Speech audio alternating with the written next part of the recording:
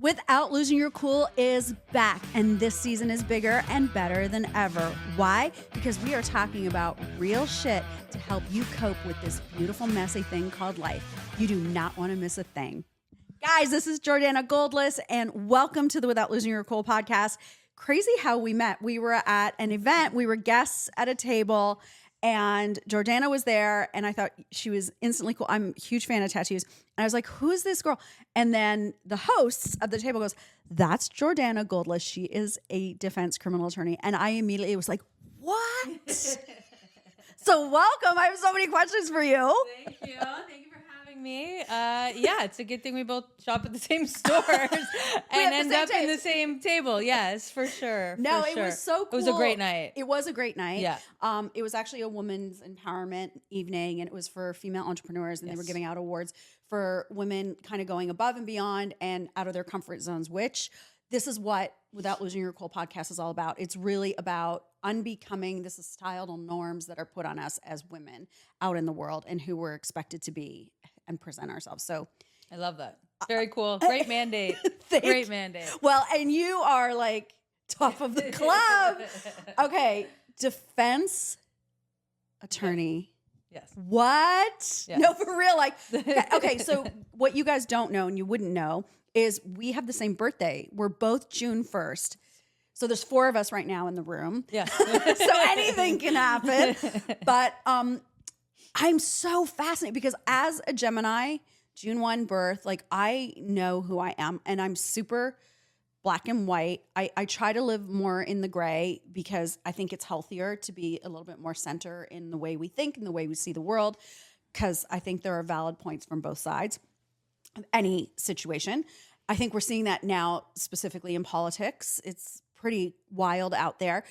But I'm going through your website and I'm reading your cases and I'm trying to wrap my brain around why, what, how, all the things. I gotta know. Yeah. So I mean, if it's not your world, then it's so far out of what your world normally would be, right? So I specialize in high risk criminal litigation. So homicides, serious trials, drug trafficking, firearms offenses. I don't do anything that's sort of small, which is really a theme of my life. I have not done anything small. Everything I've done has been half-ass. Big. Yeah, everything is to an extreme. I don't sort of play in the middle either. So it's interesting when you say things are black and white. I've tried to live in a gray zone, but always to extremes on whatever I'm doing. I get it. Yeah. Sounds familiar. Yeah. So you're a little girl growing up. Yeah. Did you law, like defense? Yeah, like, since I was a kid. really? Yeah, like 7, 8 years old. But not because I was surrounded by that Okay. life at all. I didn't know what a lawyer was. I didn't know what a lawyer did. My stepfather got arrested, and we as a family had to go through the criminal process for about 1.5 years. Mm-hmm. And during that time, his criminal lawyer was like God. Right. Like he was just the penultimate human in the world going to save the family. And I didn't understand what the job entailed. I just understood the importance of the job.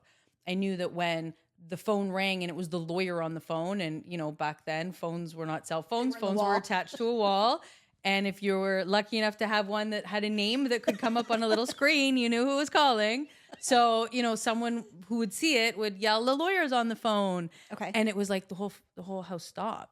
If my mom was like, whatever, washing dishes, she stopped, the water came down. If I was watching TV, I was expected to like mute it or stop it, and everybody sort of gathered around and was like, oh, what's the lawyer going to say? Right. And I was just like, I want that.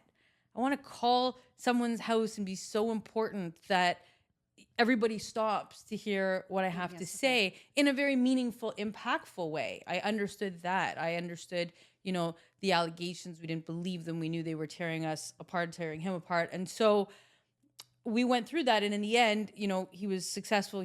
My stepfather was vindicated. And it was just this lasting appreciation for him. And so I wanted to follow in his footsteps. I knew he had gone to Osgoode Hall Law School, and that's where I wanted to go, and I wanted to be what he was. And so your that was stepdad's lawyer went to Osgoode Hall, and that's what you followed his footprints. Yeah. Yeah. I mean, other than the fact there's also like, at the time I went, arguably one of the best law schools in Canada. And for someone who went through like teenage years the way that I did, just getting in was, incredible and a feat unto itself. Right. But that was why. That's, when people ask the why of what I do, that's it. I saw the importance. I saw the privilege. I went into the courthouse and saw the way the lawyers were treated. Right. And it, helped form sort of my whole philosophy in life, and the name of my podcast, Who Judges the Judge. What that all stems from is understanding how important titles are in society. And I saw that firsthand, and it had such an impact on me. So, and I love your podcast, by the way, Who Judges the Judge. It's a great podcast. If you haven't listened to it, after you're done listening to this, go follow, download. It's amazing. And that is a great question too, because when you started it and you dropped it, I was like, who does judge the judge? Right? Because you guys as lawyers are being judged by your jury and by the judge. So the arguments are, yes. Yes. And so that's the thing. We all think like, oh, the judge judges us as a person. No, the judge judges the case. But we think about it generally in society like that. The judge judges the human. And that's not the case. They're judging the law. Right. They judge the law, they judge the facts, and they put the two together and find that sort of middle ground and how to balance on both sides. And so, who judges the judge isn't meant literal or a slight on judges as a rule. No. It's questioning the hierarchy that we have in the criminal justice system, but as well in society generally. And I think back to my own why, and it's like, I thought this thing called a lawyer was, at the top of the food chain of humanity. Right? Only because of the way that he was treated. And it had nothing to do with who he was as a person.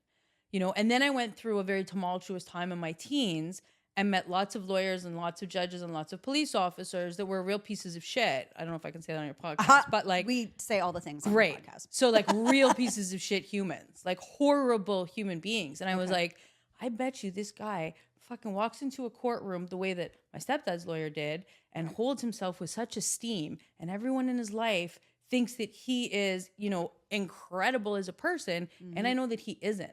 And it really planted a seed in me that we as a society judge people by their titles without ever taking the time to understand who they are as humans. And that became the basis of the phrase. It became the basis of my brand. It started with like tweets way back when it was Twitter. And I was tweeting. I don't do any of that anymore. But like, I know. I would post articles about, lawyers and judges and police officers behaving badly, so to speak, or caught, doing things that were contrary to their profession. And the only thing I would say in the caption was, who judges the judge? And I started doing it frequently, and people started paying attention just because I was capturing all of this, and bad acting. Bad act. And when you were saying who judges the judge, it was tied to specific incidences that you were calling attention back to. That's right. And just raising the question like, okay, why do we put these people on a pedestal without actually knowing what they're about? Because just because this guy's carrying a badge and this guy's carrying a briefcase, we actually don't know what they do when they put that badge and briefcase down. Right. And we don't take the time to learn that before automatically passing judgment. And maybe they're a great police officer. Maybe it's an excellent lawyer as a person. But we need to find out before we start, handing out accolades. The reverse of that is, we as a society think that anyone who's committed a crime is this horrible person. And the reality is, when you peel back the layers of most so-called criminals or people who carry a criminal record, they're not bad people. They're people who made really poor choices in a given set of circumstances. Right. And that's what I fight for. And that's what I've based my career on for the last 15 years, is fighting for people who would otherwise be labeled horrifically and denied access to so much that you and I have access to: jobs, employment, volunteering. Now apparently landlords are starting to ask for criminal records. No. Yeah. So people can be denied housing. Like, there is so much that people are negatively affected by their criminal record. And if we have someone who has that criminal record on account of, addiction, mental health issues, all of these underlying issues that we as a society could address, then we're mislabeling someone and, quite frankly, judging them for things that ultimately could be the worst decision they made on the worst day of their life. Wow, that's really powerful. And it's causing me to think all these thoughts of like, was it Roseanne Barr who was like, the difference between sane and insane is like a hairline, right? Like, in so many instances, for so many of us, that line to cross over of completely doing the unspeakable, the unthinkable is so fine some days. And I think we're seeing that more and more in life. And I don't know if it's because of social media. I don't know if because hatred and anger and all of that is so readily accessible and allowed. And, you know, to your point, bad actors, you can post something on social media and then anybody can come out and say whatever the hell they want and be like, well, it's my opinion, it's my feelings, it's my thought. But, you know, who's judging who's keeping an eye to ensure that, you know, where's the support? Like you're saying, mental health, addiction, where's the support for people to be able to be called back and not make those decisions? So you alluded to it a little bit, your teen years. Okay, let's go back. So you're this little kid, your father-in-law has been accused of a crime. Stepfather Yeah. has been accused of a crime. You're watching this go down. You're totally like in awe. He gets off. Your life goes back to normal, doesn't go back to more normal. What happens from there to teen years to where you find yourself dealing with addiction yourself? I don't know that my life was ever normal to go back to normal. Really? Okay. Yeah, I don't know. Well, your normal, whatever. Whatever my normal. I don't know what my normal was. My Yeah. mom was amazing. My mom was like my rock throughout life. Dad left when I was 2. Tumultuous divorce, like horrific Really? divorce between the two of them. And I was an only child, and I was the weapon that they used That happens a lot. to get back to it. Yeah, and I don't think, you know, back then, I mean, I'm 45 now, so we're talking like 43 years ago, 42 years ago, nobody was talking about that. And, you know, there was very few even broken families back then. And so it was, I was just, you know, played between the two of them in ways that I don't think I'll ever be able to reconcile. Like, I don't even know what the truth is between the two of them because it was I was hearing so many different narratives. And so, you know, I was 5, 6 years old trying to like navigate that, you know, by myself. I didn't really have anyone to speak to about it. Yeah, you don't have siblings. You don't have anybody to lean Yeah, on. I didn't have siblings. My mom, you know, did the best she could with, you know, what she had, which wasn't a lot. And so yeah, it was tricky. She got sick when I was 5, and my stepdad was a good friend who moved in to take care of her. He had his own bedroom, and then he didn't. So like, oh, we're so together now. They end up marrying when I'm 8. 8. Either right before or right after is when he got charged, and that sort of threw things to a loop. You know, the biggest concern was not talking about it, not saying anything. Right. And so I was from one of those families where if we just don't speak about it, it's not happening. And so, you know, all of those feelings sort of stayed inside, and I had nowhere to put them, and I didn't know how to, you know, process emotions. And nobody talked about it back then the way that we do today at all. Nobody was concerned with, you know, the mental health of the child caught in the middle of all of these like adult situations. And so it festered in me. I switched around schools a lot. According to my mom, it was my dad kept trying to kidnap me. According to my dad, it was because he just wanted to see where I was and he had to track me down. So, you know, I grew up with this constant narrative of like constant fight or flight. Yeah, not knowing, destabilized. completely destabilized. Like I couldn't even be stable at school, and I was very big, you know, into sports, and so I couldn't even really participate in like sports teams because I didn't know how long I was going to be at this school for until I was in the next. Wow. Their divorce settled eventually. We moved homes, we moved cities, and then I felt a little bit settled in school, and it was almost like as soon as I felt settled and realized like how functional nuclear families operate, Right. because I started, you know, making friends, and I was on the basketball team, the volleyball team. I was very athletic and started seeing functional families. I realized how dysfunctional mine was. And so it brought up a lot of anger and, you know, sadness that I didn't really know how to deal with. And so I dealt with it internally. You know, when you internalize emotions like that without any escape, they have no choice but to build up and eventually explode. Yeah, it's the you don't know what you don't know thing, right? Like I didn't know either, you know, my mom, I didn't know my dad was an alcoholic. I didn't know he was abusive. I didn't know he was neglectful. I didn't know there was violence. I didn't know, like to your point, till you're like, you start having friends, 9, you know, sort of 9 to 13, you look around, you're like, oh shit, wow, they have dinners together and they have a pool and the parents hug each other and nobody's like strangling the other partner. You know what I mean? Like, yeah, you don't know how bad off you are because it's all you do know. Right. So how old are you then where you start to like really be angry and 12. 12. Yeah. And then what happens from? I started having problems concentrating in school. I was like always in trouble for daydreaming. I just couldn't focus on things that people were talking about often. I would find it so inconsequential. And I think because it was compared to what I had to deal with at home. And so started to get in trouble at school for like daydreaming, started to like talk back to teachers. Like it was sort of really, really minor until it wasn't. And then 12 years old is when it really, things got bad for me behavioral wise. And you dropped out of high school At 17. at 17. I was kicked out. I was expelled from the York Region Board of Education at 16 years old. Okay, I was go, never girl. suspended. Like I said, I don't do anything small. I do everything to the fullest. Why be suspended when you can be just expelled? be kicked out? And not just from the school, from the entire Board. fucking school board. Yeah.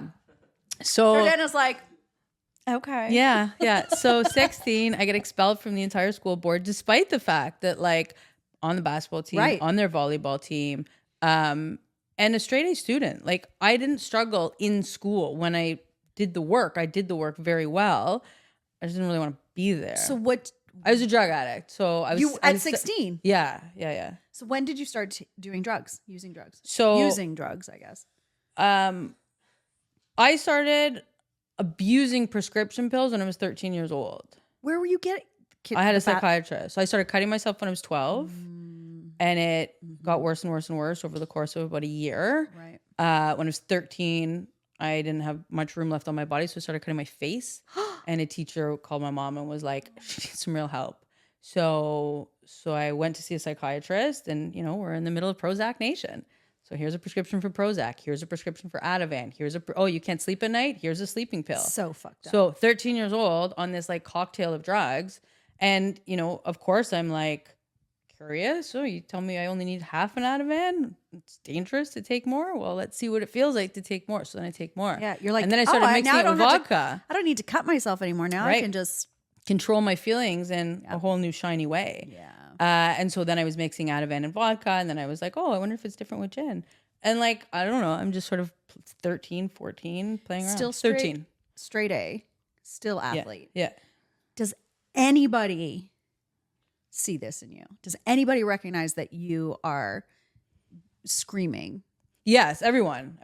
Like I said, I'm an only child, and my mom was like a very keen parent with me, and so was my stepdad. And so, no, for sure, they saw from the start. I mean, the first time I had cut myself, I cut my hand, and my mom like saw it. It was like 12 lines across the top of my hand. There was no denying that this was what it was, but nobody's talking about it. It wasn't in the media. It wasn't in music. It wasn't part of culture yet. No. So she didn't know what to do, asked friends that were therapists and doctors trying to find out what was going on, and no one really had answers.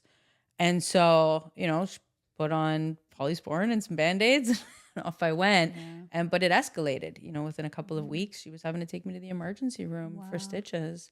Wow. And so it escalated really quickly. She was trying to get me to speak, but by then it was almost like too late. I didn't know how. Yeah. I was 12 years old, and I didn't know how to tell her how I felt. I didn't even know how to process how I felt. Like I couldn't. Well, clearly that's what cutting, as you know now, being 45, that's what the cutting is. Right. It's the release of not being able to articulate the why or the what. Right. Right. So you cut. Yes. So did that, mixed in, substance abuse. My mom was trying to get me help in the background. The psychiatrist was like, okay, this isn't working. So she recommended Youthdale for me, which was a residential treatment facility. I was dropped off the day after I turned 14. Broke your mom's heart, I'm sure. Broke my mom's heart. She was crying worse than I was. I know. It was 30 days for them to assess me. They decided that I needed long-term treatment. So that September, instead of me starting high school with all my friends, I started high school at Eastdale Collegiate at Broadview and Gerrard, in a world that I was not at all familiar with, living in this group home in the annex and just like completely alone and isolated. It was really, if I had to think of one thing in my life that deterred me from progress, it was that. I was going to say, I'm trying to, in my own head, reconcile and understand the loop, the like, are you in care, but why are you at this school where you have no relationships and you have no support and you don't have your team, you don't have your, like, So what you weren't in a group home, like you weren't north of the city on a property No. with other struggling kids being educated and healed. So you were out of your house and you were now living in a group home in the annex with people who had a range of mental health issues, Right. some of which were just behavioral, some of them were truly psychiatric in Right. nature and needed far different care than what we were receiving. But there's not a lot of, there wasn't a lot of solutions. I'm not sure that it's even better today, but I would imagine it it's was not. an answer. And it was the only answer that my mom received sure. from, the people that she was supposed to be able to trust. And then what happens from there? So the first 6 months, I'm very well behaved, and then I'm not. The family counselor that I was seeing thought that I needed to address the issues with my father, and we needed to loop him in. We looped him in for a few sessions, and it was certainly well beyond his capacity. And so we have this family session where my dad says he needs to speak to the counselor by himself. And I said, okay. I go out and I wait in the waiting room, and I'm just waiting, and at this point I think I'm almost 15. So I've been in there for quite some time. I've done a lot of work with my mom and my stepdad. I'm like really trying, hadn't been cutting, hadn't been using, was like doing, Wow. decent, trying to like play the game. And so he's asked for time for himself. I leave. He then leaves in front of me. Doesn't say anything. Goes right to the elevator, and I watch him get in the elevator, and I was like, that's weird. Does like a quick shoulder check on his way out, and then leaves. And I was like, what? And then so the counselor, this guy named Jay Cullimore, I'll never forget, brings me back into the room, and it's like this, very sterile room, and he sits me down, and I'm like, what's up? Yeah, what's going on? Again, 14 years old. He says, your dad has decided to sever all contact with you. What? That's how he said it. I was like, oh, what? Here I am. I didn't have him in my life. I was used to it, right? Like I was like, okay, I don't have a dad. It's okay. And so here I'm encouraged to reconnect against my will, but I got to do what I got to do to get home, right? The goal was always like going home from Youthdale. So 100%. if I'm told that I got to work on this relationship, I'll do what I got to do to get back home. And so, yeah, I'm so that told. fucks you up. Yeah, that was it. That was it. Went back to the group home, cut like everything, arms, chest, stomach, everything, ran away, took off. Yeah. As any young girl on the street will do, met a guy who was like, hey, you want to smoke a joint? And I was like, yeah. Yeah. So started, smoked a joint with him, left very quickly because I could sense it just was not good for me. Yeah. So wandered back eventually to the group home. The staff member opened the door and could see like I was just not okay. Took me to the hospital to get checked out, stitched up, and then I spent the next 2 weeks in Whitby Psychiatric Hospital. And like complete tailspin, just trying to figure it out. I was like, I don't know how I'm supposed to manage this. Right. I'm already super fragile. Yeah. As a human in an emotional and psychological capacity. And now I've just been told that like my dad, who I didn't even want to be working on things Yeah, with. you're like, it wasn't even my relationship. idea. Right. And it was just told to me in such a clinical fashion. Like I can't imagine saying in that circumstance. Did you ever see, was it Jay? Yeah. Did you ever see that guy again? No. I hope he knows who you are now. I don't know. Fuck Jay. I don't. Jay, if you're listening, fuck you. Yeah. Jay Cullimore. I'll never forget. Your father has decided to sever all contact. And that phrase, played in my head, played in my head. I came back from Whitby and I was like, Whitby Psych, and I was like, okay, I got to figure this out. I got to do what I have to do to get out of this place. This is not okay. I've since learned that all of their psychiatrists who are responsible for nothing else than doling out meds to children are on Ontario's Sunshine List. So taxpayers are paying these guys like hundreds of thousands of dollars a year to medicate kids. And then we as a society wonder why kids are so fucked up, committing like carjackings and running around the streets. Okay, wait. Go back. Yes. So so the psychiatrists that treated you are no different psychiatrists, or just break that down, because I as a mother yes have a fundamental issue with jacking our kids up full of medication instead of healing the wounds that are causing them to act out. And I'm saying this right to camera because I don't know who's out there listening, but you got to stop. Yes. You got to get to the source. You got to get to the root. And parents are not qualified. We're not, we don't know. We're as lost and scared and horrified as the child. So talk about who's judging the judge. What is going on? So break that. What is that? Who's getting paid? What are they doing? So all of these publicly funded group homes. Okay. And again, we're not talking about detention centers, nothing to do with arrests. These are literally just youth ages. I was in with kids as young as 10 years old and as old as 18. And I've since represented many people who have come through Youthdale who were there as young as 9 years old. Who are being given psychiatric medications to deal with their behavioral issues, some of which are misdiagnosed, some of which they learn later they never actually have. But the psychiatrists who are paid to be at these facilities and hand out these meds are being paid by the government of Ontario. They're on the Sunshine List year after year after year. And I check. I'm like, oh, who from Youthdale is now? Okay, and what's the Sunshine? For us who don't know, what is the Sunshine List? Anyone who's an employee of the province of Ontario that makes over $100,000 a year is on a list called the Sunshine List. It gets published every year. And it tells you which government workers are receiving how much money and their specific salary, their bonuses, everything about their background is included in the Sunshine List. So the attempt is to try to keep, government workers accountable to the taxpayers because we, the taxpayers, are the ones paying those salaries. I know it's a joke, but it's that's where the sort of idea comes from. Right. So the taxpayers are entitled to see what government employees are paid. Okay. So now that brings me to another question I have here on my little list. So I feel like I'm starting to put the pieces of you together. Understanding because what the hell? How are you a defense attorney?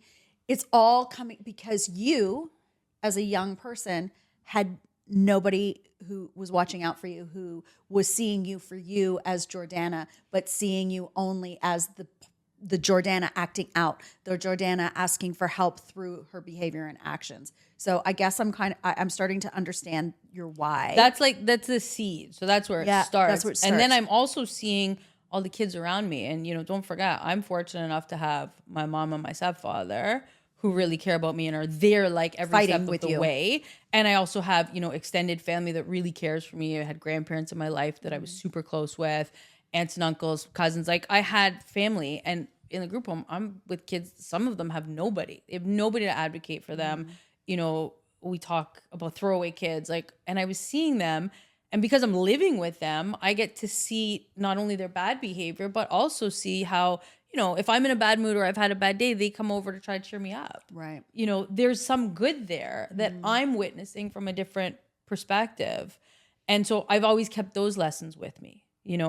I ran away once and went to Covenant House, and they discovered that I was too young to be there because you had to be 16 and I was 14 at the time. Okay. And so they had to check with the police and see if anyone had reported me missing. And they had, and they had come into my room, and I'm in this room, whatever.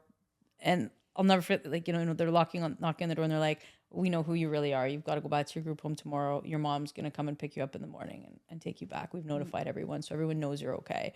And so I'm lying there and I'm like, shit on one hand, but I know that there's people that cared about me and there's people that are coming for me. And I started thinking about all the people who have lied on that bed and they don't have anyone. Right. There's kids that don't have that. And so those lessons stay with me. Right.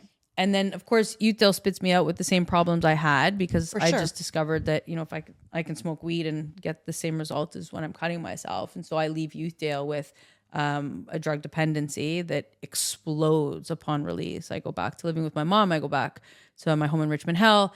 And I bring my big fat drug dependency with me that winds me into some serious trouble.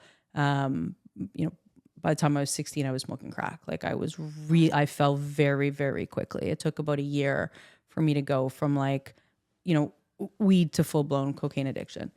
And so then I hit the streets. I rock bottom and start seeing so people at their very worst, when we think about drug addiction and all the rings that you can go down the ladder, this is the bottom rung of drug addiction. And I'm seeing who is treating me well, who is looking after me, who is hurting me, who is causing the most damage in my life at that time. And it's not the people that you would expect, you know? And so now I'm realizing like the labels that society has put on some people, like the crack dealer, right? You know, who some of whom refuse to sell to me and want to make sure I'm okay. Some of whom are picking me up in their cars so that I don't get hypothermia and driving me around so that I'm okay, you know, and the lawyers that are throwing me out of their car and letting me lie there, right? Like, that's the world that I existed in for almost 3 years. What? And so seeing that side of humanity from the bottom, from being that, you know, dirty street kid asking for spare change that people are stepping over to get to where they're going, those lessons never left me. And so that becomes the impetus, the driver, for, you know, who judges the judge? Like, why are we saying that this judge is this incredible human being when you don't know what they're doing behind closed doors? And so, yes, I defend drug dealers, some of whom have grown up with absolutely nothing, no opportunity in their mind to do anything different, and are just trying to put food on the table. So when we peel back the layers of what they do and actually assess who they are as humans, paints a very different picture. And I guess you have that unique perspective, right? Because you knew who you were as a human. Yeah. And you witnessed how you were treated because those mistreating you didn't know who you were as a human being. I have to ask you again, as a mother. Yes. You're on the street for 3. Are you having contact with your mom? Every day we had a system. At least once every 24 hours. Back then, again, we had landlines. Right. You could you could dial a code and then the phone number, and it could actually take you to the answering machine without the phone ringing. No. There was a back door to your answering machine back then. Yeah, it was like star, I don't know, whatever. 3 digits. Yeah. And it could connect you to the answering machine. So sometimes it could be like 3-4 o'clock in the morning when I finally got to a phone and had the wherewithal, and I had to leave my mom a message every day, every 24 hours, let her know I was still alive. Wow. And she would save those messages until she got the next one because she didn't know if I would ever leave a message again. Right. And so every 24-hour block, she was waiting to hear from me. And I would go home probably every like 4 to 5 days. I would go home to sleep and shower and clean up and eat and, you know, and then go back out on another binge. So it was like these 4 to 5 day binges every so often. And then there'd be stints where I would live out of the house for like 3-4 months and then come back. And sort of the addiction. Yeah. Okay, how do you finally get clean? 19? Were you 19? 19. What happens? Because, you know, you hear all the time, right? Crack. Yeah. You go on crack and you're dying. Yeah. You don't. No. Clearly, you don't. Yeah. What flipped the switch for you? And what do you think saved you? So I was 18, 3 months before my 19th birthday. It was April. And I'm in a hotel. And I had been on a 3-day binge where I was back and forth between shooting cocaine and smoking crack. And I wanted to shoot cocaine. I called my dealer. And he's like, I just picked up. I haven't cut it yet. I can't sell it to you. And I was like, no, please. I'll pay extra. Like, whatever you want. He comes and he delivers it. And he's like, this is really, really strong. And I'm not telling you that as like a sales tactic. I'm telling you that because I've known you for a long time. And I'm telling you this is unlike what you normally do. Yeah. Whatever. Close the door. Whatever. Do my normal dose, and I overdose, almost fatally. Thank God I was with someone in the hotel. No. They called 911. I had a seizure. I smashed my face off an end table, bleeding everywhere, my face, my nose, my ears. I had a seizure. I fell unconscious. I came to, ambulances there, cops are there. They're loading me into. You're fucking lucky the person that was with you called and didn't run. Yep. So I don't know who that person is, but amen, you are a good human. Because a lot of times, don't they run? No, but come on. She robbed me. Oh, well, fuck you. You bitch. No. I was on the ground convulsing, and this fucking bitch took my wallet. Heather, if you can hear this, I remember. Okay, that laughing in the background is my producer, Dean, because, I mean, that is some shocking. Yes. I take it all back. Yes. So, but she did call. She called, right. We'll give her that. Right. We got to know people before we judge. Right. See, I was giving her accolades. I know. Like, no, bitch robbed me. literally on the phone 911, and this chick takes my fucking wallet out of my Sorry, pocket. even my dog is upset by this turn of events. So, but she did save my life. She definitely made the phone call that I needed because I flatlined in the ambulance on the way to the hospital. Wow. So literally, but for her calling, and I obviously hadn't taken anything else. So, as this was going through my system, clearly, without medical intervention, I would have died. And so I get to the hospital. I'm in and out of consciousness, I fall out of consciousness. I wake up to a nurse trying to find a vein to put in an IV. That's a good vein. Right. And they're all collapsing. And she's sure. like frustrated. And, when you come to the hospital as a filthy 18-year-old little street kid, junkie, Yeah. you're not treated well. You're taking up space that like other people could use. That's how you're made to feel. And so she's like stabbing in my hand, can't find a vein. She's like, they've all collapsed. I'm like, no, they haven't. And so I take the needle from her, insert my own IV because I know what ones were. You're like, I know the good one. So I put in my own IV and I hand it back to her once it's in, and she's like, "Thank you." You're like amateur. Right. So I hand it back. I give my hand back to her to tape the IV in, and I look to the side as she's doing it, and my mom is standing at the edge of my bed, right, drinking a fucking latte from Second Cup. And she's like, this is before Starbucks took over the world. You might not know Second Cup, but it was fair. It was the place. It was the place. So she had clearly picked up her coffee when she got the call from, the friend that I was with called another friend who called another friend, and they were able to track down my mom, called her, let her know I was going to the hospital. She assumed, given where I OD'd, what hospital I'd be at, thank God. And so she showed up, and the look on her face was just like devastated. And I was like, I can't do this. Like I could just see that I was breaking her. And, she was always the one person that was always going to be there. I'm like, I can't do this. So I leave, I get discharged from the hospital. I go into detox. I'm in detox for a week. I'm like, all right, I got to stop using needles because this is like going to kill me. Yeah. And so I decide. Not that I should stop with the crack cocaine. Yes. Just the needles. Right. So I actually go to rehab. You're wild. In Windsor for 3 weeks to stop using needles. And so I get there. That's so Gemini of you. Right. And so they take my whole history. And so I tell them about all the drugs they've done and everything I'm using. And like, by that point I was like back and forth between crack and coke and heroin. And I was doing whatever I wanted to do when I wanted to do it and using it every way possible. And they're like, okay, so what are your goals? Can we help support you? And I was like, so I'm going to stop using needles. And they're like, okay, what about the things you put inside? I'm like, no. I can snort that. Not that. Right. I can snort it. I can put it in my smoke gums. it. Yeah, there's like 100 things I can do. And so I literally spend 3 weeks in this rehab to stop using needles, and they discharge me, and I come back to Toronto, and I'm successful. I'm so happy. This is the first thing I've graduated since fucking daycare. So I'm like, okay. This is the first thing I've completed. Yeah. I didn't complete anything. And so on a roll. So I get back, and I go to like a clean house to live in because my mom was not taking me back with this plan. She's like, I will always support you, but you can't live with me unless you're going to stop using drugs. She's like, it's not a needle-free drug addiction. It's at all drug-free addiction. Right. And so she had found me a counselor who was amazing, guy by the name of Jay Pasternak. I know I have a theme with Jay Pasternak, who I still keep in touch with from New Life Counseling.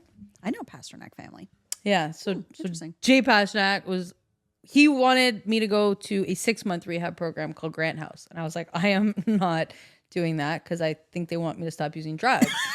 And so, which is usually what rehab is for. Right. I'm pretty sure that's what they want, and I'm not down. And so I come back, but I agree to start seeing him. So I come back from Windsor and I start seeing him, and I go to his groups.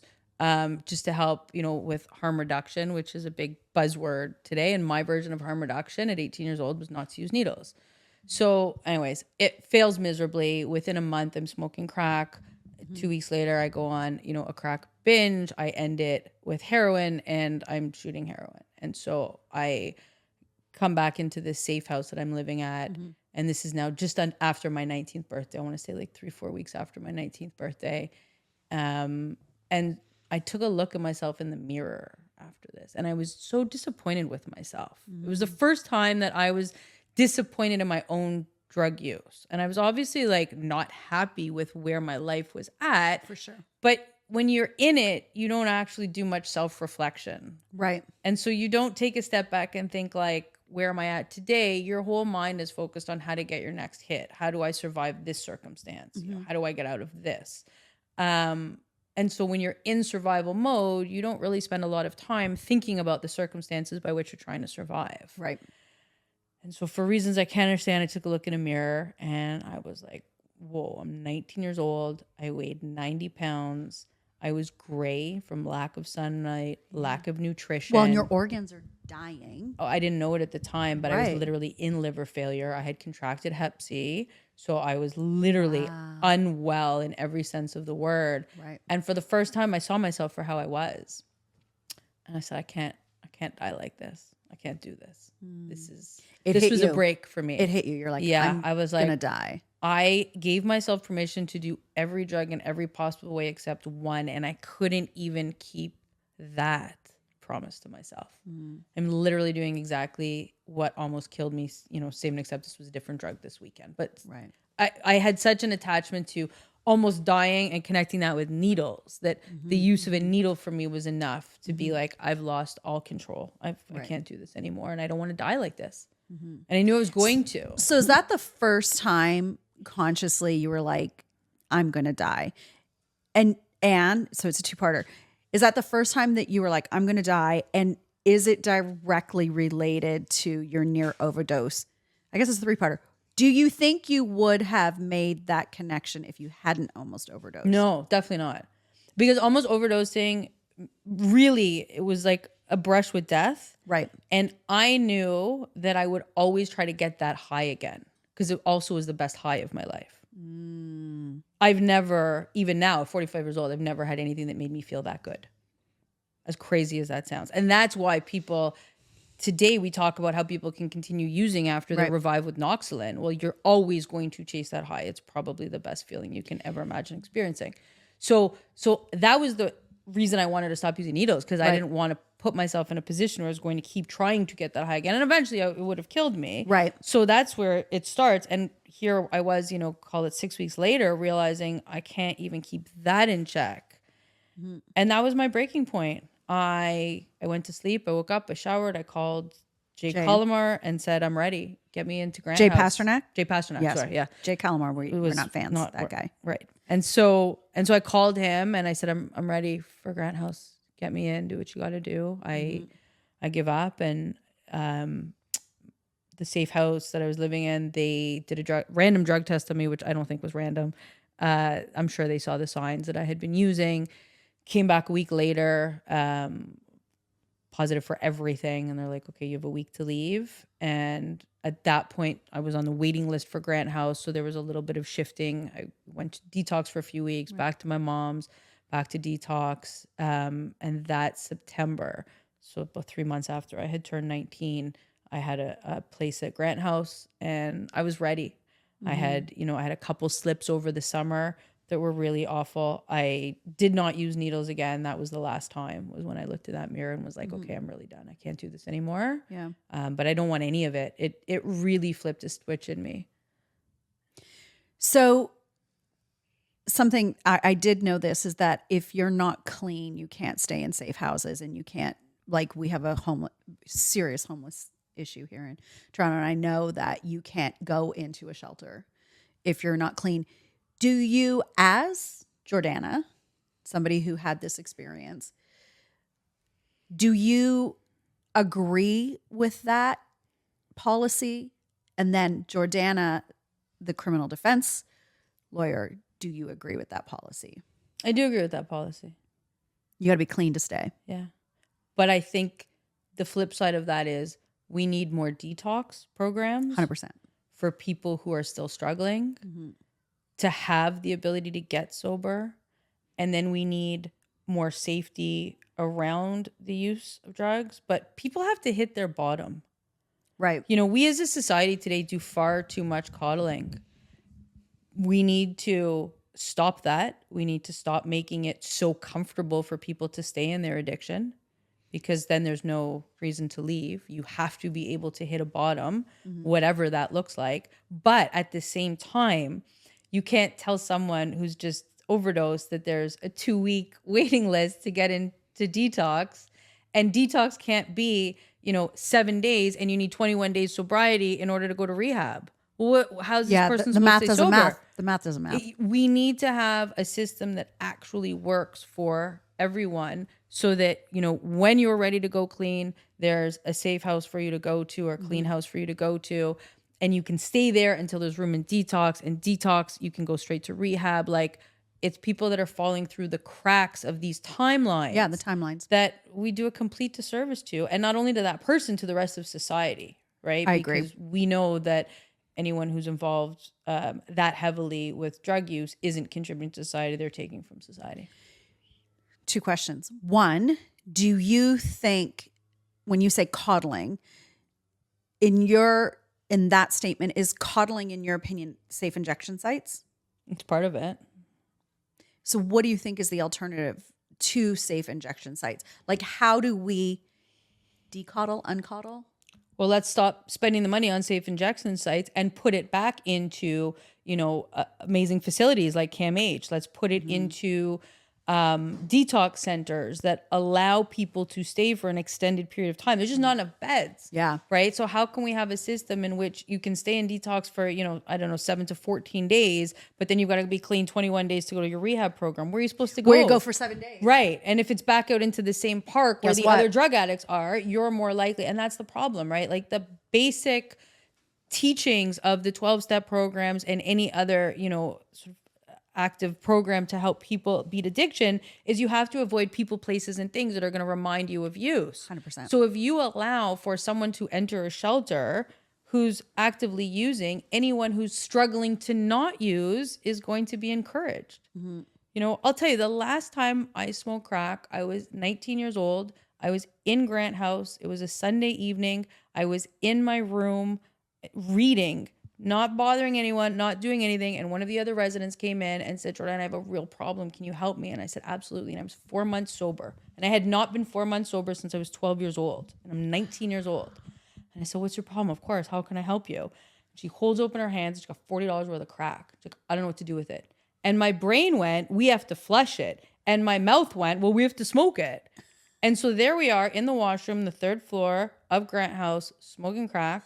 Wow. It brought me right back to where I was 4 months earlier, looking on the floor. Where'd I drop that piece? I was awful. And I had a really difficult decision to make. Do I tell everyone that I had just relapsed and lose everything I'd spent 4 months building because I was going to get kicked out? Or do I, suck it up, go through the withdrawals myself and finish this program and go home and go back to school like I was planning? What did you do? I kept quiet. After we were finished and the high subsided, she ran away. When she saw me the next day, she was like racked with guilt. I was like, fuck you. That was the worst thing that anyone has ever done to me. And I've had some really bad things happen. Yeah. That was awful. So, So she left the program. She did. She left the program. I graduated. I went home and I did. I went back to high school because I had I had all of these credits that I needed before doing my OICs to get into university. But yeah, could have been the worst tipping point for me. Right. That could have sent me right back. Instead, I was like, I'm so done with this. So did you blame her when you accepted the crack, or did you blame? I don't blame other people for my choices. Take responsibility. I don't. It was my choice. I could have said what my brain was telling me to say, but that's not the nature of addiction. So how do you stay clean now? So I went on a bit of a roller coaster during undergrad. Yeah. I went back. I relapsed quite significantly.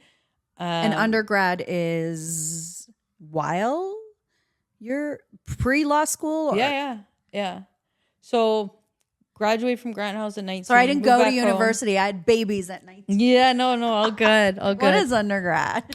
So undergrad university university before law school, before you do like a professional. So I have a 4-year honors degree in philosophy, and then I went to law school. So I did 7 years of university before being a lawyer. Wow. Yes. And you relapse. I did. So in my second year of university, not law school, but second year of philosophy, met the party girls, clicked well, started clubbing. Clubbing came ecstasy or Molly, MDMA. and GHB was big back then. We did a lot of that, and still was straight A student at school, held 2 part-time jobs. That's I was this Gemini, like functional, right? Geminis can do so much. We could. So that was my functional drug use years. And then in my last year, I relapsed on cocaine, and it was bad. I got accepted to Osgoode Hall Law School. Wow. And so one hand I got this, acceptance letter, and then the other I got like this big fat cocaine addiction that's resurfaced. And I called Osgoode and was like, "Can I defer for a year?" Because I was like, I got to get clean. Like I can't do this in this state of mind. And they said, "No, you have to reapply." And I didn't say why, obviously. No, of course. We were in a very different world. You can't say I need to go to rehab. Yeah. And so I had to I said, okay, fine. And so I accepted, and I was like, I got to figure this out because I'm not going to get another opportunity. Like people like me, you don't reapply and get accepted a second time.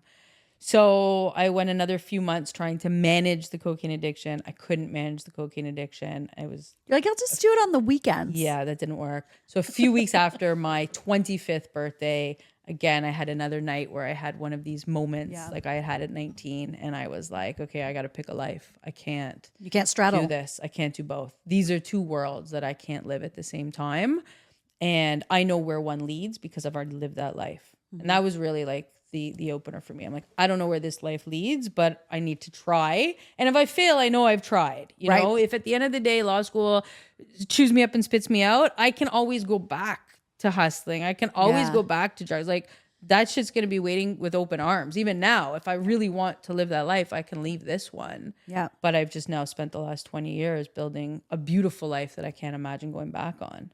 And so at first it was like, okay, I'm going to give law school my all. So I'm going to stop doing drugs completely, stop partying, stop hustling, stop everything. I'm just going to focus on law school.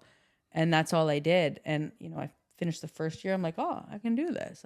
I passed. I went to second year and I'm like, okay, I can do this too. And then you got to start applying for jobs. And I got a job with a teaching assistant, and then I got a job with a lawyer. And I was like, oh, this is cool. Shit. Maybe I got this. So now this is a new high. This high is self-created. Like this is coming from within yourself, which is the most empowering high that we can achieve, right? Is knowing that we have that power within ourselves to be like, no, I'm bigger than that. I'm greater than that. Like I am capable, worthy, and deserving. So that becomes your new high?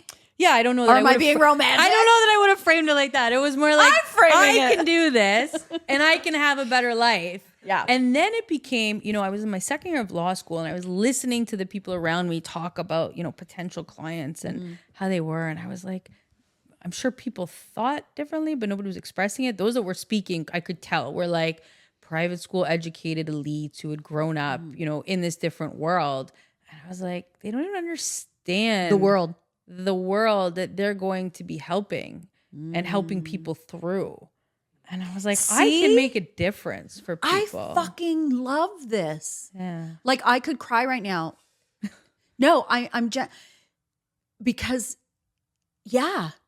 you can help it because you've lived it, because you felt it. You felt the helplessness, the hopelessness, the judgment, the fear, all of that. And then other people learned it.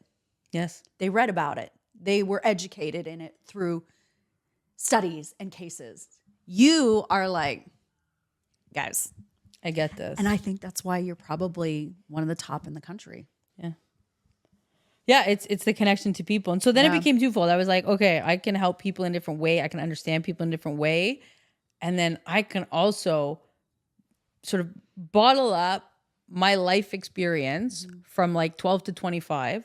Because I wasn't telling anyone about it. I was not, at that time, I was so scared going to for Jane's house for dinner to know anything about me that I was like, I couldn't do networking events. I was like, I really struggled socially with trying to find talk enough that, I wasn't like that weirdo in the corner that wouldn't talk to people. Right. Because I am naturally social, but I didn't want anyone to know anything about me. And I was like, oh, I don't want to say the wrong thing and have any of this come out because it was also so fresh, right? Like now, I mean, I have no problems talking about it, but it's not a normal part of my conversation. Whereas back then it was just so new and so fresh. And so it was always a balance. And I promised myself that if I could figure out how to be a successful lawyer, I would open up about my life story, not for any other reason than I wanted other people who thought the way I did, that you can never get out of that loop and make something of yourself.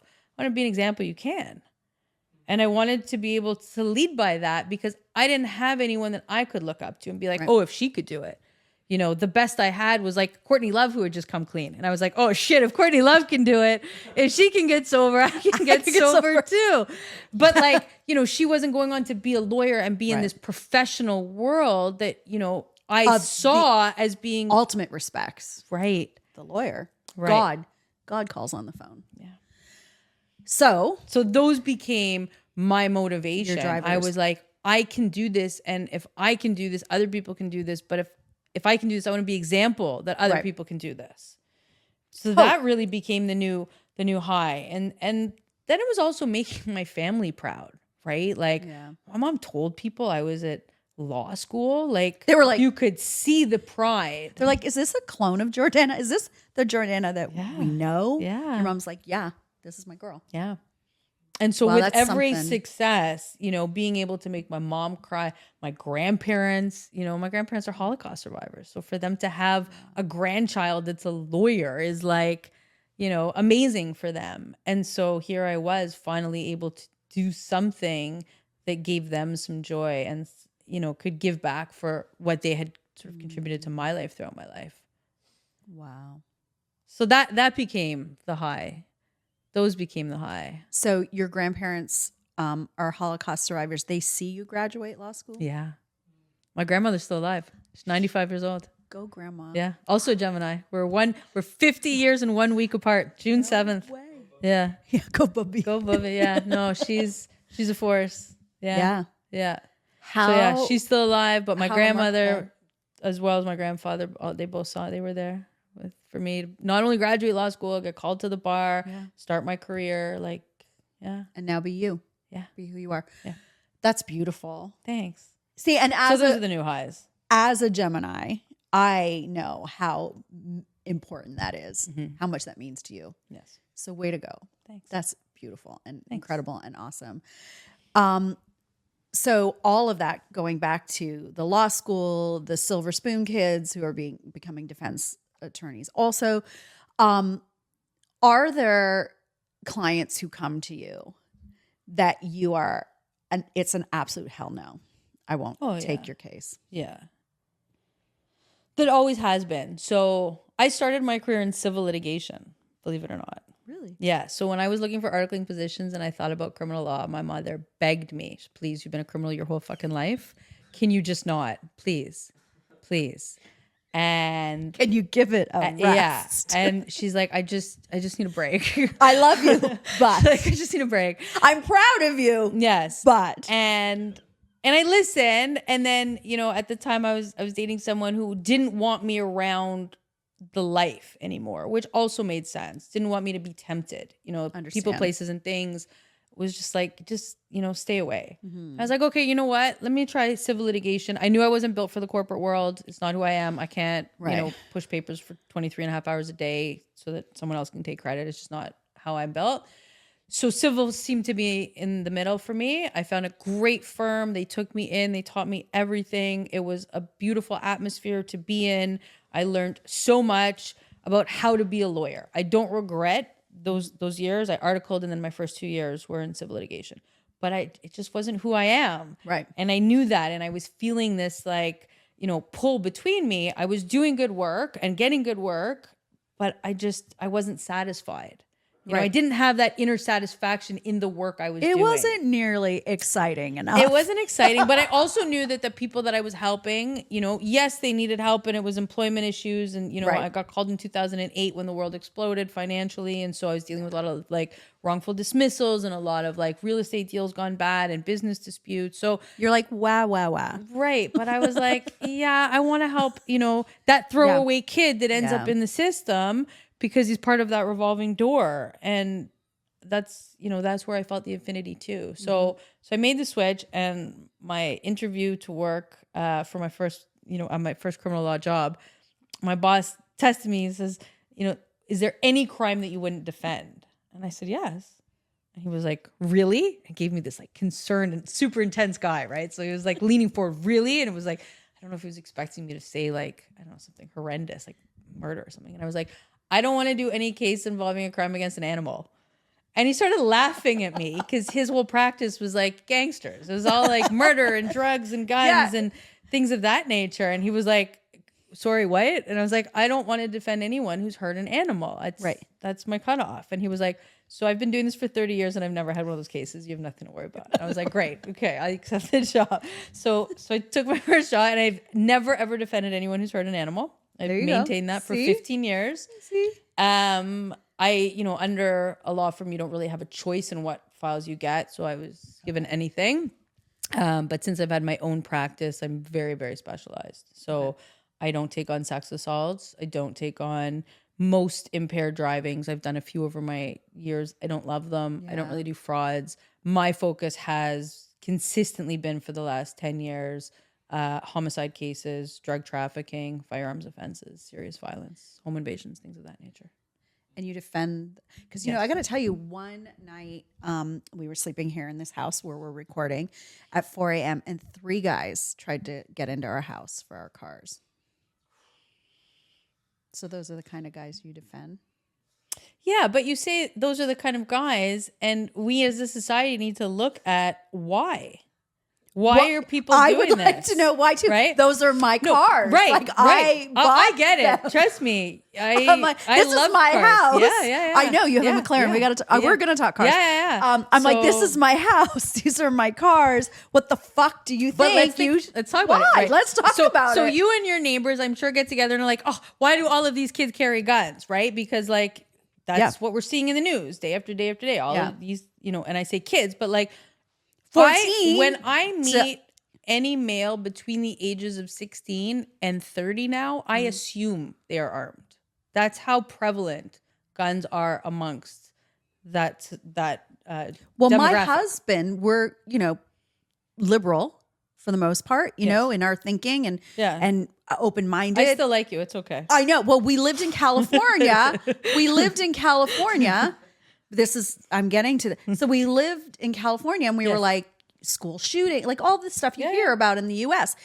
And we were like, hell no, never have a gun. We even had, one of our daughters was dating a guy. The family had guns in the house. We're like, you are going to die. This is what the news tells us. Yeah. Those 3 guys tried to get into our house that night. A few things happened. The very next day, my husband was like, fuck it. Started a gun course. He's now licensed.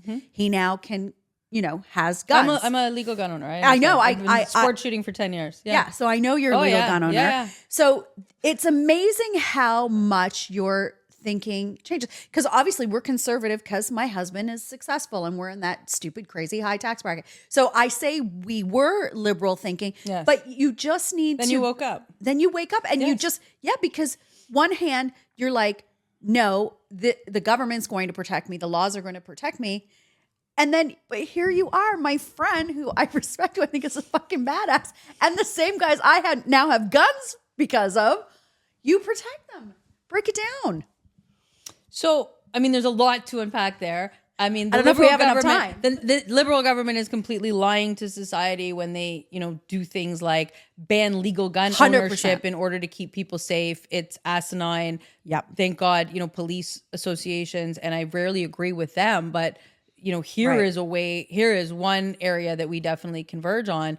The government knows that the illegal handguns that are being used in crime are the problem, and they are not coming from any of the same pipelines where legal guns are coming in. Correct. So we know that they're coming from the States. Everyone in my industry knows that, and the general public is starting to catch on. Hopefully they do the next time the election comes up. Right. But no, it's a complete fallacy to think that, you know, stopping legal gun owners from owning handguns is going to stop carjackings and home invasions, because it's not. You know, the bigger problem that we face in society is the disparity between rich and poor.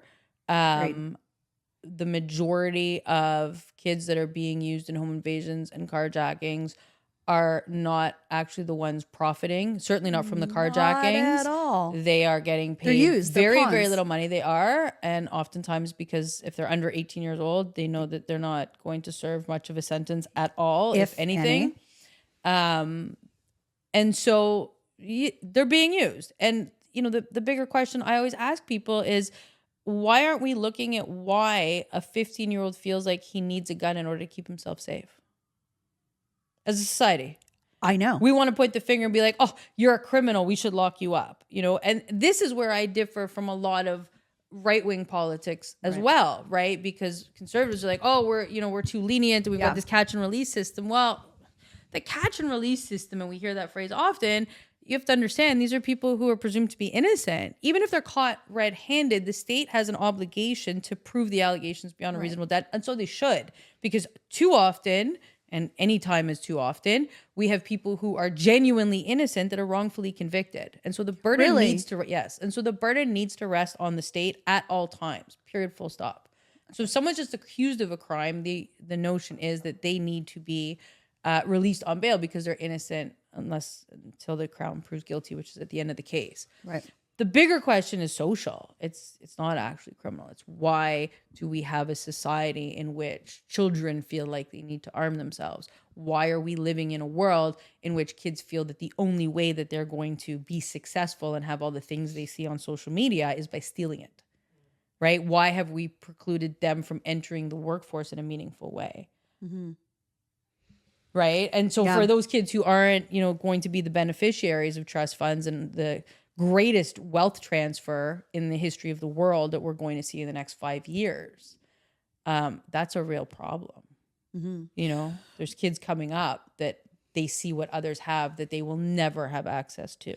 Well, and and I've been, I wouldn't say necessarily challenged, but I've definitely been like, people tilt their heads at me. I absolutely blame social media and I blame government. I mean, we live in a society where corporations are not monitored. And I mean, we as Canadians, it's our reality. We have 2 cell phone carriers. We have 1 airline.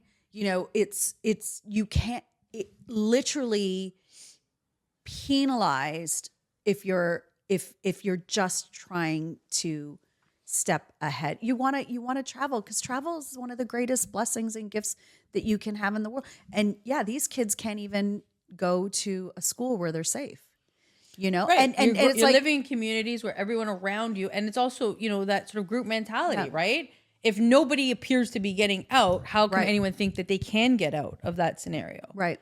We also are living in a situation where we have a lot of immigration coming and we have a lot of well-educated, well-trained immigrants that are entering this country because they're well-trained, because they were civil engineers and pharmacists and doctors and nurses in their country. And we're saying, okay, those are the people we want. And they arrive here and they're spending all of their money to get here with their kids. And then the government says, so now you just need to repeat your education. And they don't have any money to repeat their education. Yeah, because they've spent it all to get here. Correct. Yeah. And so the kids are seeing that and they're angry. And they're mad. They're angry. And I'd be mad too. Of course. They have every right to be mad. They have every right to be angry. Yeah. And I mean, so you're never going to get an argument out of me that I hold governments responsible for, they're tricking people. They're manipulating people. And why are you bringing them here if you're not going to let them do their job, that they're educated and that they were successful want to do? Yeah. And that's why they came, Yes. and then they get here and you're like, surprise. Yes.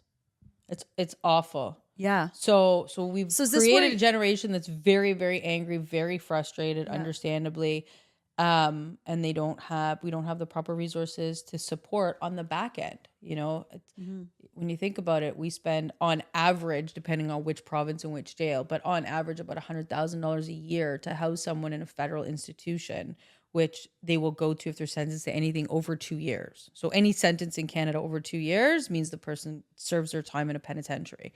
And if we took that same $100,000 and shifted it to the first 12 years of their life, which is you can get arrested in Canada at 12. So if you shifted it to the ages before they could get arrested and you gave them proper education, healthcare, job training, counseling for intergenerational trauma, anger management, all of the supports that Right. we as a society think they get in jail that they don't. But if you gave that to the person, from the time they're born until they're 12, I think we would see a far, far less number of individuals entering the criminal justice system to begin with. Oh, yeah. And it wouldn't cost any more money, right? Yeah. The inflation's gone through the roof. Now you have kids who maybe were fortunate enough, if they do come from a dual parent household, where one might have been able to stay home and be there to see what are they getting up to after school. There's communities where it's not safe for them to go to the park. It's not safe for them. So what do they do? I know when I was, my mom was a single mom and I was in 7th grade and moved to a new school and I was being bullied. Well, the only way to protect myself was like, guess what? I'm going to befriend the bully who wants to kick my ass. And then she and I will go and wreak havoc. And now I'll be the bully. You know what I mean? Because how do you defend yourself when you're little and your parent is busting their ass to put food on the table and you have a key to come and go? Well, you become the bully. Right. So you become the drug dealer. You become the kid who's like, oh, you got to go steal some cars. I'm going to come with you. Because you're part of a community. And for some, I've had plenty of clients who come from one income families where mom is doing absolutely everything she can, but has, 4 or 5 children that she has to look after. Mm-hmm. And so the oldest one says, okay, I'm 15 now. I got to help out. I got to help feed my siblings. I got to put, jackets on them. It's winter time and shoes on their feet. And there will always be that dealer on the corner that says, hey kid, can you just take this bag over here? Right. And that's a way to help support the family. Yeah. And so society at large is like, oh, that's a drug deal. That's awful. This is a 15-year-old kid that's trying to help out his younger siblings just to put food on the table. Is it? Yeah. I mean, right? I guess I made pizzas to help my mom, you know what I mean? And I scooped ice cream at Baskin Robbins. So yeah, I mean, is it, and this is the question that I have, right? Because I was a little kid who we didn't have a lot. So I had, my mom was like, well, if you want to look like your friends that you go to school with, you're going to need to pay for that. And I was like, well, how am I going to? Well, and I went and worked at a pizza joint. And then I went to Baskin Robbins because the brothers came upstairs and they're like, how much money do you make here an hour? I was like, $2.10. And they're like, we'll give you $2.15 if you come downstairs to Baskin Robbins. I was like, done. And away I went to Baskin Robbins to scoop ice cream. I started a bakery. I was 13 years old. See? Yeah, my mom caught me smoking. She was like, I was stealing my stepfather's cigarettes. And she was like, you can't. What if you're gonna smoke? You need to work. And then I wore like really baggy clothes because I was like this little skater kid. And mom was like, put pants up. And she was like, I'm not buying you baggy clothes. So then I would steal my stepdad's jeans. No. And I would cut them off at his knee, which would be my ankle because they were so low. Like they were falling off of me. And she was like, no, you can't steal my husband's clothing. This is crazy. His smokes. And his cigarettes. You're going to work. And so they got me a job when I was 13 years old at a bakery. Yeah. And I think I was making, like $4. Yeah. Something crazy. Yeah. So is it social media's fault that kids don't want to go work at McDonald's, that they would rather sell drugs? I don't know McDonald's hiring policies. I don't know how easy or difficult it is to get after school jobs today. I don't know. I know I have some clients who have spent a long time trying to get jobs. And nobody wants to hire them. I know some kids have after school responsibilities, like looking after younger siblings. Fair. And so, it's like a perfect storm. Isn't going to allow you to be 2 hours late because you got to go get your sibling and bring them home and make sure another sibling comes and looks after them, depending on the age spreads. If you're talking about a 15-year-old kid and they've got, a 4-year-old sibling that they have to care for because mom is working 3 jobs and is still struggling to put the lights on. Right. Yeah. Right. Yeah. There's an opportunity that he can look after one sibling, the other sibling gets home, and now he can work whatever hours he needs to. And then there's also, if you've got that much responsibility out of the house, how do you maximize your profits in the shortest amount of time, right? Yep. It's not, working for whatever minimum wage is today, $12 an hour or whatever. Yeah. It's actually 18. And I know this because I own a marina. Okay. And if they're a certain age, it's 18. So 16 something if they're under 18. So, if you can make $300 in an hour running dope and you only have an hour, Yeah. you can't go work at McDonald's and punch in and out in an hour. No. Drug dealing is something that they can do on their own time. Right. And then, part of it is, of course, social media, because They want more. not only that, you've got a culture of music that is promoting how lucrative drug dealing can be, ignoring the fact that most drug dealers are not actually making money. Well, the Freakonomics, that book talked about it. Okay. Talked about how the illusion is that drug dealers make a lot of money, but it's really like multi-level marketing. Only the person right at the top is making the money. And the people at the bottom actually are taking all the risk because they're the ones running it and on the streets. They're more at risk of danger, being shot, being rolled, all the things. Yeah. And they're actually the ones making the least amount of money, which I thought was pretty fascinating. It's a pyramid scheme. Drug dealing is a pyramid scheme. They're making the least. And then the guys in the middle who are making decent money, have to be smart enough to do something else with their money other than just, leave it in the shoebox under the bed, because eventually whoever they're working with inevitably gets arrested, oftentimes gives them up, and the police raid their house and take all their money. And they've done it all for nothing. Yeah. I've had clients that have saved, I had one client, single mom. He was an only child, great in school, was just trying to make up enough money to move him and his mom out of the neighborhood. And they were saving. And he had all of his money in the same closet as he kept his dope. And the police came through, and 3 years worth of work and 3 years worth of risk disappeared like that. Police came and took it all. Have you ever represented somebody who you knew wasn't innocent? Yes. Really? Often. Wow. How do you reconcile that?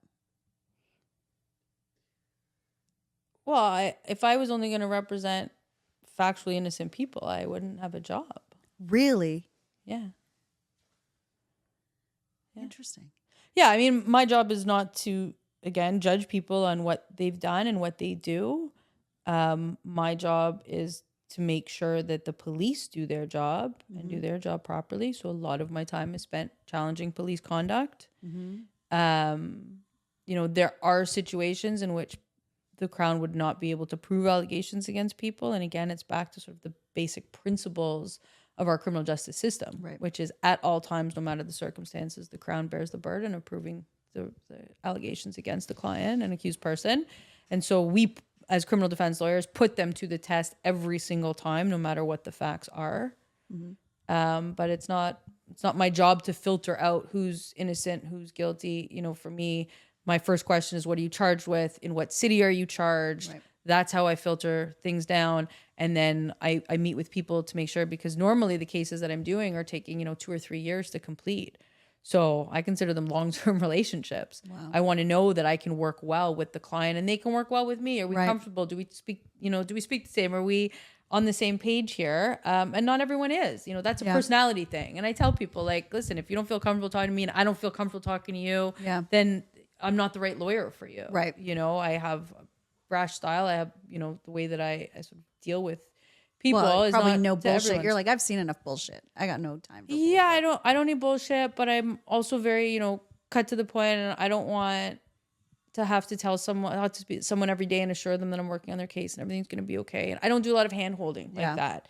And so the clients that I have, they don't need that, as long as they know that I'm working on the case. And when we get to a point that makes sense, for us to sit and go through it together, we do. And they're very much involved in their case, but they don't need me to reassure them that everything's going to be okay. Right. They know that I'm going to do everything I can for everything to be okay. And there's only so much I can do. Did you ever get anybody off and regret it? Like, wish you hadn't won? Yes. Yeah. I won a case for a guy who went on to kill one of my friend's moms. No. In like a very random shooting. That was difficult. Wow. Fuck. That was difficult. That sat with me for a minute. Wow. Did he like know 3 it? months later? No. We didn't know. It was completely random.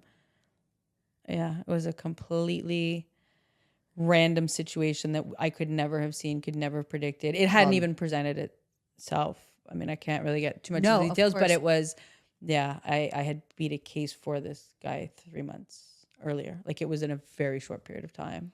What was the conversation with the friend after? Because obviously we never talked about it. Are you friends still? No. I'm sorry. friends with an ex. It was like one of my ex very close friends went to high school together. It was like a very small circle. Wow. Yeah. It was rough. That would have been rough. Yeah. Speaking of rough, going all the way back, your grandma is still alive. Yeah. And one of the things you and I talked about when we knew each other for 5 hot minutes at the event was that your mom passed. Yes. So she was sick when you were 5. Was Yes. it what she was fighting at 5 that eventually took her life, or was it completely unrelated? When I was 5, they found cancerous cells. And so they operated to remove them, and she was fine. It was very successful. She recovered fully. And then in February of 2020, she had a spinal stroke that paralyzed her from the chest down. Okay. So most strokes hit the brain. Right. This one entered the spine. There's only, as I found out, 2 arteries that feed the spine, and this blood clot entered one.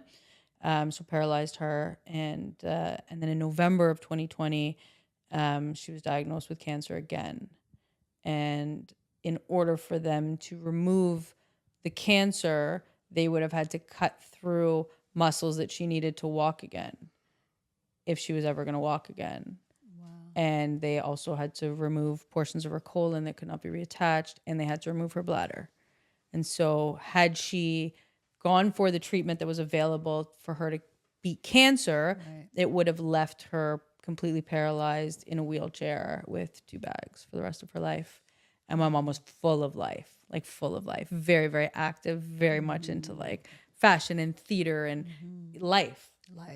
And she looked at me when we were in this appointment with this surgeon, this like cancer surgeon, and was explaining, what things would look like. And she just folded into her wheelchair. And she's like, I can't do this. I'm not doing that. I can't. So immediately went into palliative care because the cancer was so aggressive. And she died 5 months and 5 days after she was diagnosed. So died April 30th, 2021 in a medically assisted death, which I know is a hot topic right now. But it was at the end, the pain that she was in, it was brutal, unbearable. There was nothing she could do. We had a pain pump like attached to her stomach. We did everything to try to keep her comfortable. And this was the height of COVID. Right. So we had hospital chair. We had everything she needed in the home so she could stay in the home, round the clock care, like the whole 9 yards. But she just couldn't. Sorry. Thanks. Yeah. I'm sorry. Yeah. But were you with Barb at that point? No, I was not. So you found unfortunately love after. I did. So your mom brought Barb to you? Absolutely, she did. I love that. Yeah, absolutely, she did. Absolutely. There's no question. There's things that Barb tells me and I'm like, oh, no. Like you mean like mom. My mom put that in your ear? Yeah, 100%. So your mom's like, I got to go, but I have something really good for you. She's like, I'm going to make this happen. Yeah. I love that. Yeah. I love that. So it's good now. It's good now. Yeah. Rough times though. Dark years. For sure. Staying sober after my mom died was probably the hardest thing I ever did. And you were alone? No, I was with an ex who was person? horrible. I was in a really bad relationship with someone who just basically left me alone. I between that and nothing was the same. So yeah. You're like, I was with somebody, but I was alone. But I wasn't. I was alone. I was alone. I had 3 cousins that really like wrapped their arms around you. Yeah, one especially who called me every day to make sure that I was going to kill myself. Well, fuck yeah, because they're like, it was bad. You gotta watch her. You were on watch. Yeah, I was. Like literally for 14 months. It was like with everything. And so I reached out. I was back in therapy to stay sober. Like I did. Pulled resources from like every which way. Because it was like, that was, of all the times that I got sober, fell back, went back, staying sober in those first year and a half was the hardest thing. I was back to like square one of talking myself through it. Wow. Yeah. But did it, came out on the other end, in the end, it was like, if I thought I was going to use, I was like, my mom's going to watch me smoke crack. I can't do this. Like, that's what I felt. I felt like she was watching over me. Yeah, because she never actually would have seen it. Literally witnessed you get high. Never. And but now here she is. She's fucking everywhere all the damn time. And you're like, okay, I was like, I can't do this. Isn't that amazing? So your mom, in her leaving you, saved you. Yeah, I mean, she saved me when she was alive, and she was going to keep saving me. But I mean, now that she's gone and she can't physically stand in front of you it didn't and save matter. you, She was going to save me anyways. She was like, "Oh, I'm putting this in your head. Over my dead body, you're going to relapse." Like, no, it's not going to happen. Not going to happen. Wow. And so, yeah, no, I stayed sober, and obviously lived through it, and slowly came out of that depression, slowly came out of that. I, was fortunate enough to have an amazing associate that was working for me at the time, and like really picked up and made sure that nothing fell through the cracks, and was there to like help me out, and great staff, and, good friends. And like I said, like really, 3 cousins that were checking up on me constant, and one that was every single morning calling me and just talking me down off the ledge. Yeah. That's beautiful. Yeah. So fortunate enough to have good people. And my grandmother. Yeah. And now Barb. Yeah. And McLaren's. You're a car girl. Yes. I've always been a car girl since I was a little kid. Me too. Since I was a kid. I had like a picture of a Ferrari Testarossa and a Lamborghini Countach on my wall when I was like a little kid, and was like, one day. What's your favorite car you've ever driven? I mean, I love my McLaren. I have a 720 now, which I absolutely love.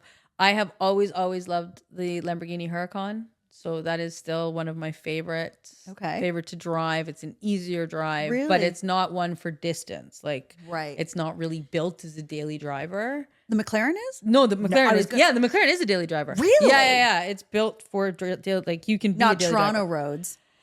No, I mean Toronto roads. They're back not even in the good day. for SUVs, Now my they're God. they're trash. But yes, Total trash. So yeah, in the summertime, my McLaren's my daily driver. I'll take that thing anywhere. I take it to like court all over the province. I don't. Amazing. That's my car. Yeah, amazing. Yeah. I figure if you're gonna have a car like that, you need to drive it. I don't want it sitting in a showroom. Like I appreciate it, but yeah, no. I want to be in it. You want to be in it. Awesome. Yeah. Is Barb a car girl? Yeah, not so much, although she loves it. She tells the story. The first time I went and picked her up on a date, I pulled up in front of her. She lives in like a short rise building. It's like a 2-story walk up. And I pulled up in front, and she was putting on her makeup, and all of a sudden, like the glass of water on her counter starts shaking like Jurassic Park. And she was like, I think she's here. I think my ride is here. Yes. And came out to the car. And so she walks up to it, and she's trying to like keep her cool. Like wants to keep her composure, but there's no door handle, right? On the McLaren, like you can't see it. And so she's like, and she knocks on the window. Hi. Didn't know how to open the door. So it's to lean over and open the door. And she got in and kept her cool very well. And yeah. That's awesome. First date. Yes. Oh my God. Okay. So everything that's happened to you is mind-blowing, and where you've landed in life is so inspirational. And anybody who's listening who's struggling right now with addiction or feeling hopeless or a sense of loss, I think your story is going to remind us of our ability to overcome. And really, it sounds simple, but it really is that moment, right? You hit rock bottom, you look in the mirror, and you're like, I have 2 choices. I continue on this path of self-destruction, or I take the risk of unknowing, if I let it all go, what my future will be. So, Jordana, as you sit here today, if you had like a beautiful crystal ball in your hand and you could look into the future of your life, what does it look like to you? How far out? Because I have goals in increments, right? Okay. So I expect to continue on in law for maybe another 5-10 years max. Okay. I'll stay in Toronto during that time. Okay. So, I've started this podcast. I would like to continue working on that, building that. I love interviewing and meeting with people, and I love the notion of taking Who Judges the Judge as a brand and as a concept and expanding it to show the world there's so many stories like mine, and you just don't know until you actually speak to someone. And I would love ultimately for that message to permeate society in a way that allows us to take that time when we meet other people, and also recognize that what we are seeing on social media is such a small part of a person's life, if it's even their life at all. Right. We know that there's so many frauds out there, but even for people who are living honestly. Like my social media has always been an honest representation of a portion of my life. Me too. But, you know, I'll give you an example. After my mom died, my ex thought that by taking me on really extravagant vacations and getting me out of Toronto, it would help. And so, you know, put me on a private plane and would send me off to like Cayman Islands. Alone? No. Okay. Together, but nonetheless. So I would, be on these. It's like, woof. So I would, so I have pictures of social media of me on these like private planes and in the Cayman Islands, and I was really doing those things, but like I was crying on those private jets because I just missed my mom so much. I wanted to call her and be like, I'm on a private jet. You should see this, and I didn't. And that was the one person that I would be excited to tell about anything that I was doing. That was so big in my life. And so look how far I've come, right? Yeah. Look at, I'm in this situation. And so I didn't have her. And so nobody saw that side. No one saw the struggle. Right. And it's not that what I was putting out was fake. It was just such a small portion of the big picture, but anyone who knew me that sat down and was like, hey, how are you? And I would be like, you want me to tell you the truth? Yeah. Like I'm this close. They would know because I was honest. And I think that if we as a society did more to sit down with someone and understand the big picture, and again, it's not a hug or thug principle, but if you understood like the backstory of those three guys that were trying to break in your house, would you as much see them as a piece of shit if you understood that they're really just going to get a few $100 that's going to help feed their sibling? Maybe not. Maybe you'd have a better understanding. And it doesn't mean that you want to give them your car, but you may understand the circumstances that brought them to your door. And then the next question becomes, as a society, how do we fix that? Yeah. How do we fix the situation that causes someone to want to steal your shit when you've worked so hard from it, right? Like you come from humble beginnings too. So everything you have is a byproduct of your hard work. And I feel the same, right? Like I love jewelry. I love, like if someone came up to carjack me, I would be struck between giving them my car and wanting to fight them for it, which I know I'm not supposed to do because I could get shot. But like, I don't want to give that up. No.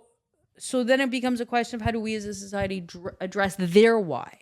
Because will that fix the problem? Because there are societies that don't have these issues, right?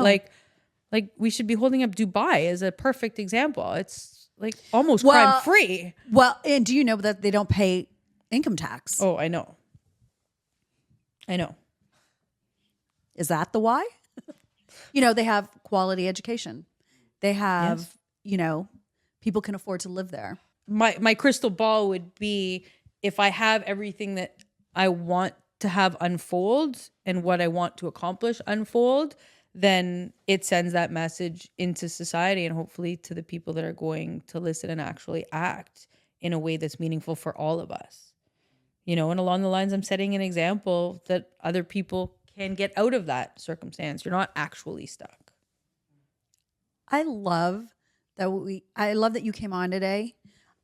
You have taught me so much in my black and white reality. Awesome. No, because literally I was like reading your cases. I'm like, the fuck, what? But yeah. And you know what? And a lot of my why of I'm like, who can defend these people is because of my childhood. Because you know what? Because of all the things that happened to me, sexual abuse, rape, all those things. Like technically I should be one of those kids that you might be defending. Right.